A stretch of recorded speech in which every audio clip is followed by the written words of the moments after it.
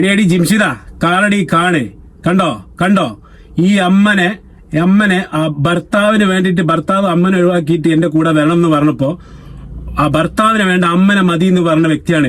ഇതാണ് ഇങ്ങനെയൊക്കെ വൈറലാവാൻ നോക്ക്. കണ്ടോ, ജീവിതം തന്നെ അമ്മക്ക് വേണ്ടി മാറ്റി വെച്ചിട്ട് ഈ ലൗലി ചേച്ചി സിനിമകളിലൊക്കെ ചെറിയ ചെറിയ വേഷങ്ങൾ ചെയ്തിട്ടുള്ളൂ.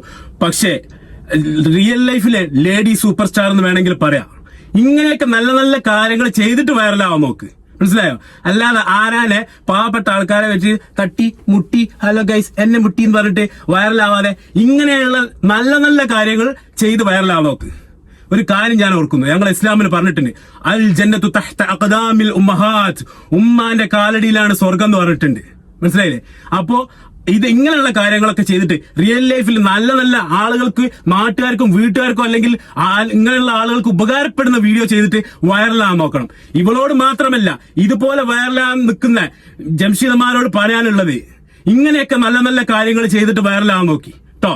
അപ്പൊ ഓക്കെ, ബൈ.